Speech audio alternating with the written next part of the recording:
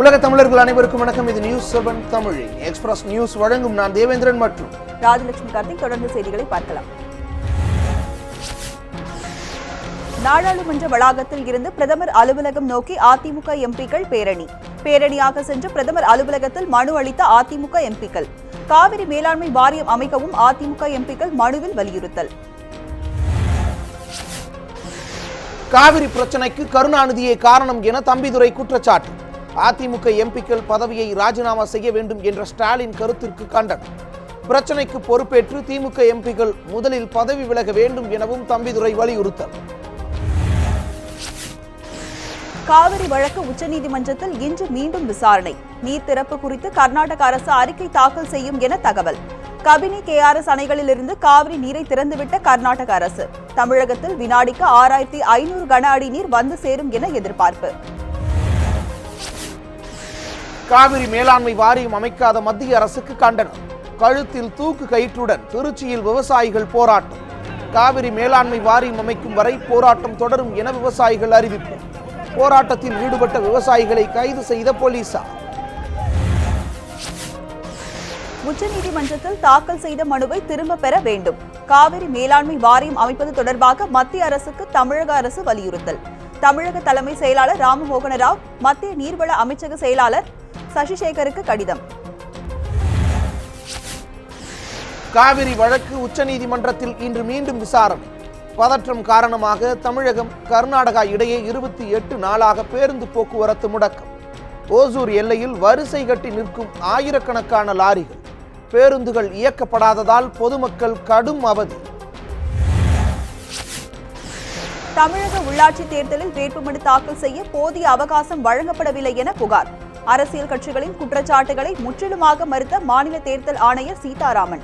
கடந்த தேர்தலை காட்டிலும் ஒவ்வொரு நாளும் 3 மணி நேரம் கூடுதல் அவகாசம் வழங்கப்பட்டதாக தகவல்.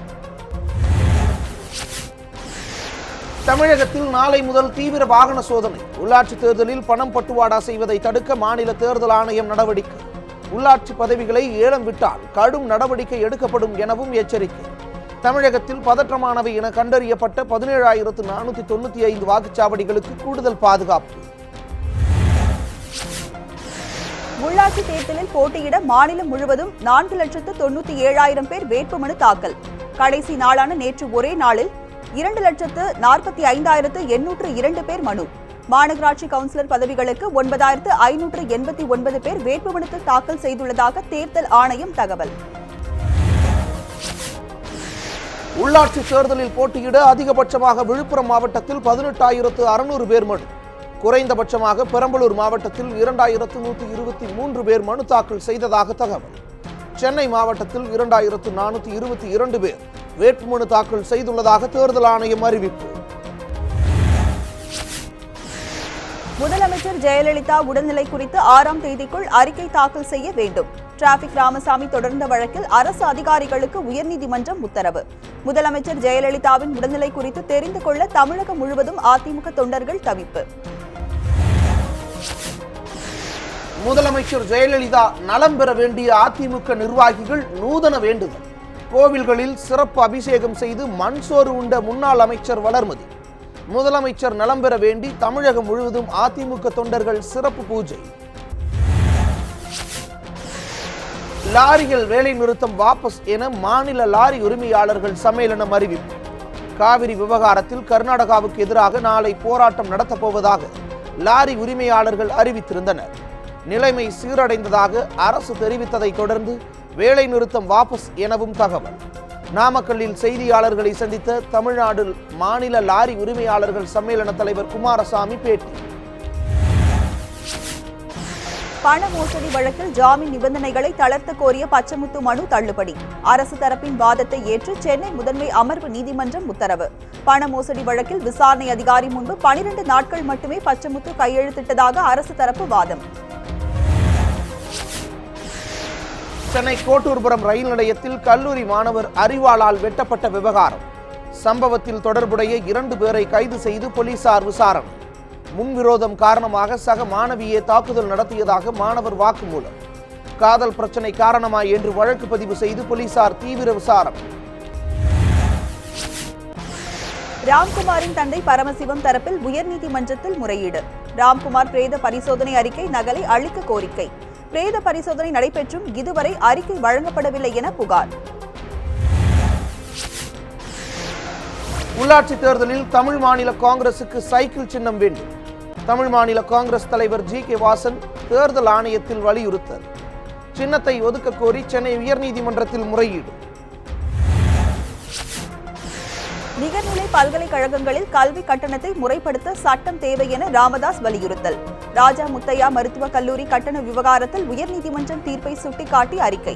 அதிக கட்டணம் வசூலிப்பதை தடுக்க முடியாது என்றால் ஏழை மாணவர்கள் பாதிக்கப்படுவார் எனவும் ராமதாஸ் கருத்து. புதுச்சேரி குயிலாப்பாளையத்தைச் சேர்ந்த ரவுடி ஜனார்த்தனன் நாட்டு வெடிகுண்டு வீசி கொலை. விழுப்புரம் நீதிமன்றத்தில் ஆஜராகிவிட்டு இருசக்கர வாகனத்தில் திரும்பிக் கொண்டிருந்தவர்கள் மீது மர்ம நபர்கள் வெறிச்செயல். முன்விரோதம் காரணமாக கொலை நடைபெற்றுள்ளதா என முதற்கட்ட விசாரணையில் போலீசார் தகவல்.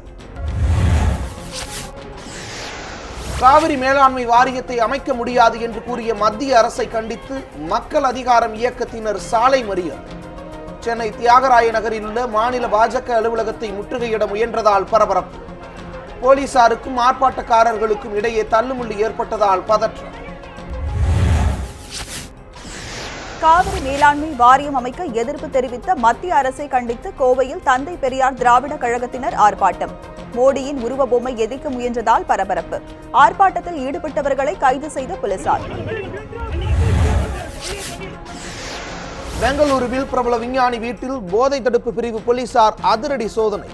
45 கோடி ரூபாய் மதிப்புள்ள தடை செய்யப்பட்ட போதைப் பொருட்கள் பறிமுதல்.